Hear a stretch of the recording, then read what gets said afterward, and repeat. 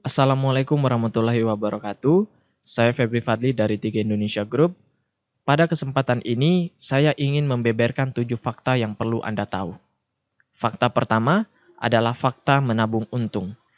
Tentu adalah hal yang lumrah apabila seseorang ingin memiliki sebuah wadah investasi tabungan yang lebih untung. Di sisi lain, selain untung, juga syariah harus jadi pertimbangan utama kita.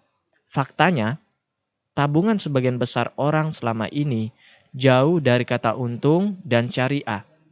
Karena sebagian besar orang menaruh seluruh simpanan tabungan mereka, entah itu di bank, deposito, celengan ayam, atau bahkan masih ada yang menyimpan di bawah bantal.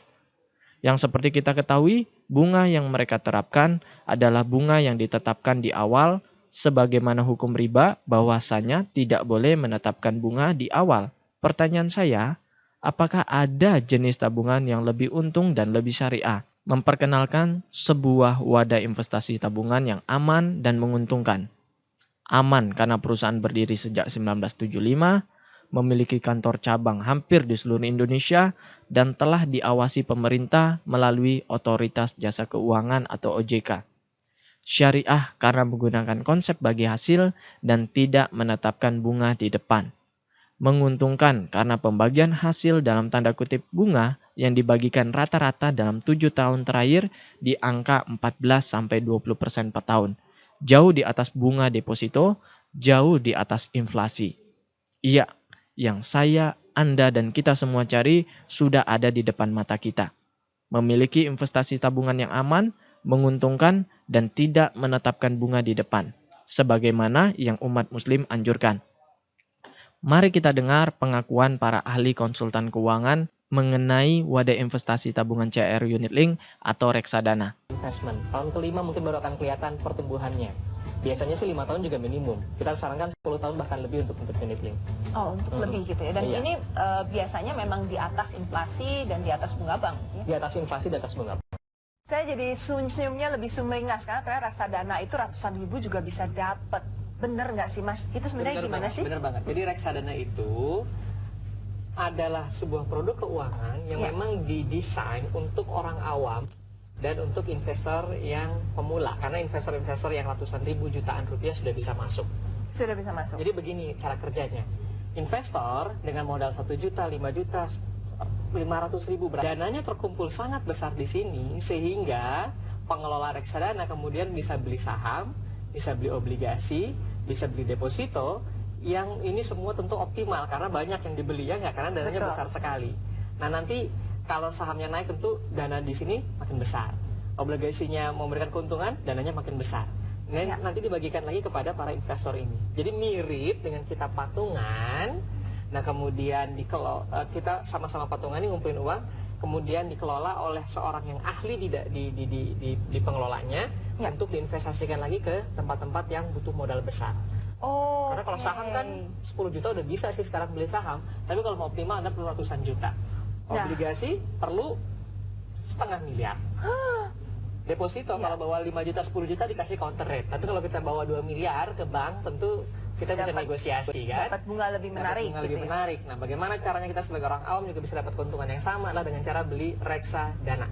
Oh, nah keuntungan investasi di reksadana itu apa saja? Ada 3 keuntungan kalau kita mau investasi di reksadana. Pertama, modal kecil. Tadi saya sampaikan, kita tidak perlu ratusan juta, tidak perlu miliaran untuk bisa punya saham, obligasi, dan berbagai macam deposito secara sekaligus.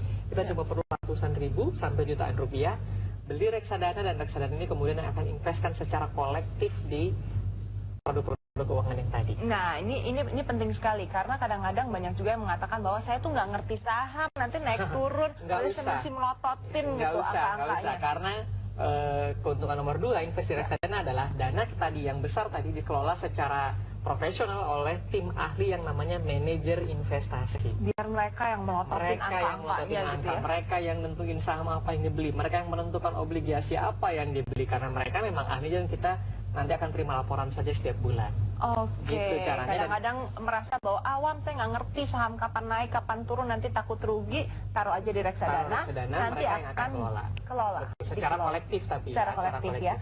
Dan yang ketiga keuntungannya adalah diversifikasi risiko. Ingat kita selalu diajarkan dari awal kan, kalau mau invest jangan di satu tempat karena menjaga risiko. Kalau yang ini bangkrut, yang rugi, yang masih ada yang lain yang naik. Jangan cuma semua di saham. Kita harus punya saham juga, obligasi juga, emas juga, dan lain-lain. Kata nenek saya nggak gitu, katanya jangan taruh telur di satu keranjang. Sama aja ya. Taruh telur di satu keranjang itu sama aja. Nah, kalau di reksadana, kita ketika beli saham, ratusan saham yang dibeli. Kita beli obligasi, puluhan obligasi yang dibeli. Kita taruh di bank, beberapa bank kita taruh uangnya. Nah, sehingga dengan reksadana, risikonya bisa lebih kecil. Kita nggak mungkin punya ratusan ribu terus taruh uangnya di berbagai macam bank ya. Mungkin, tapi dengan reksadana dikolektifkan dulu baru kita bisa beli. Nah, inilah keuntungannya kita beli reksadana. Sekarang Anda mulai tertarik ingin memiliki reksadana. Nah, kalau misalnya emas, setiap orang disarankan harus memiliki investasi emas. Kalau reksadana, ini rahasia. Apa itu? Tapi saya kasih tahu. Semua perencana keuangan menyarankan kepada semua kliennya untuk selalu punya reksadana.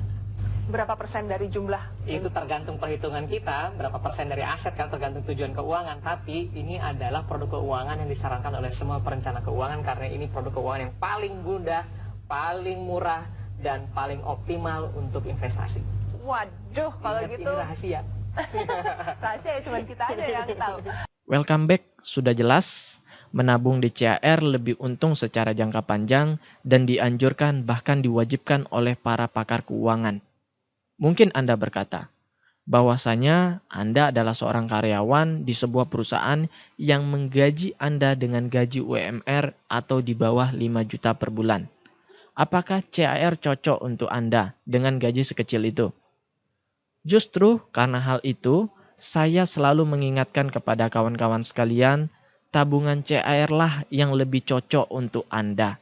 Karena apabila dana Anda simpan di bank dengan saldo hanya 5 juta rupiah saja, maka sudah bisa dipastikan Anda pasti rugi. Coba lihat fakta berikut. Kita tentu hafal dengan irama ini. Yuk menabung, lama-lama kita untung. Itu dulu. Kini jika kita menabung dengan dana tidak terlalu besar, bisa dipastikan kita malah buntung. Karena uang kita akan terus berkurang. Ibu Mariana memang tidak bisa berbuat banyak mengetahui tabungan makin berkurang. Namun kadang tidak punya pilihan lain karena takut jika disimpan di rumah. Biasanya lebih gede potongannya ya. Kalau disimpan di rumah tuh ya gimana ya. Hati-hati saja kalau ditabung kan nggak mungkin ditakati gitu. Perbankan memang menerapkan bunga rendah untuk tabungan. Dengan tabungan 5 juta, 1 tahun tidak pernah bertambah, nasabah mendapat bunga 100.000 per tahun. Dipotong pajak 20%, pendapatan nasabah tinggal 80.000. Dengan biaya administrasi setahun mencapai 120.000, dana nasabah justru berkurang 40.000. Mengeluarkan biaya untuk operasional ATM, untuk operasional bank dan sebagainya. Itu yang diperhitungkan dalam biaya administrasi untuk pengelolaan rekening tersebut. Itu kan dikelola dengan menggunakan komputer, IT dan sebagainya.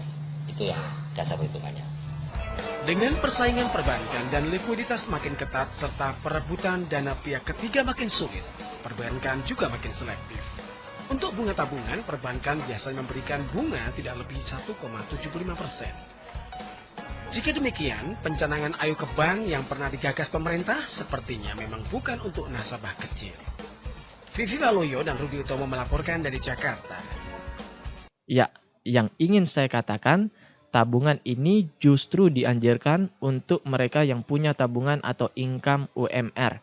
Karena apabila Anda menaruh uang Anda di bank konvensional pada umumnya, maka Anda sudah bisa dipastikan akan mengalami kerugian, dalam tanda kutip tabungan Anda tidak bertambah karena bunga, justru berkurang karena potongan atau biaya.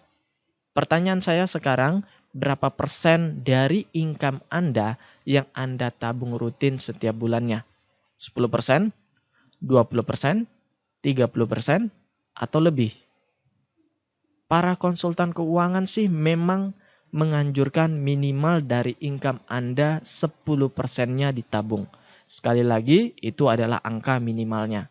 Karena tabungan 10% itu akan membiayai masa depan kita, masa pensiun kita, masa di saat anak sudah kuliah, masa di saat kita sudah perlu berobat banyak, masa di saat kita ingin ibadah haji atau umroh, dan sebagainya.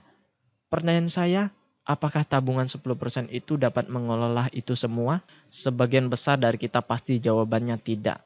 Maka dari itu, usahakan pula agar menaikkan nominal tabungan kita secara rutin. Bukan hanya 10% saja, karena itu adalah angka minimal saja. Celakanya Bapak Ibu sekalian, jauh lebih banyak lagi orang yang mengatakan jangankan menabung, jangankan disisihkan.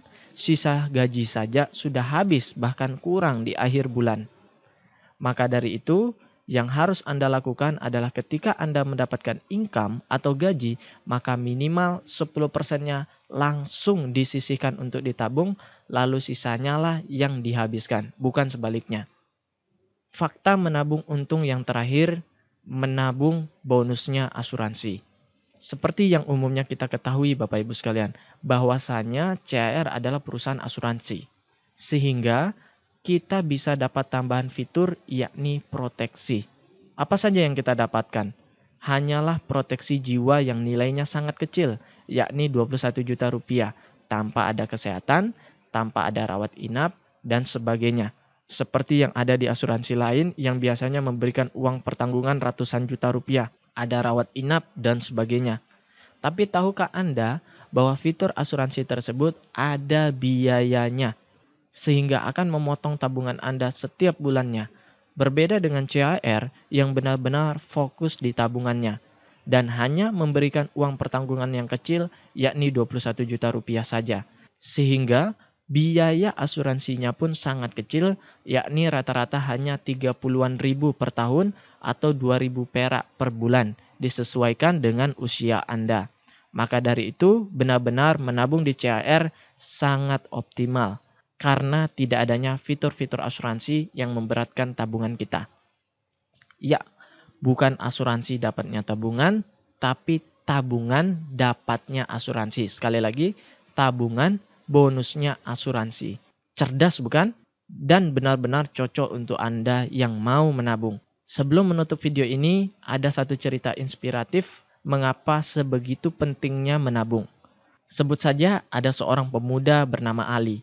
Ali adalah seorang tukang ojek yang rata-rata mendapatkan penghasilan harian Rp80.000.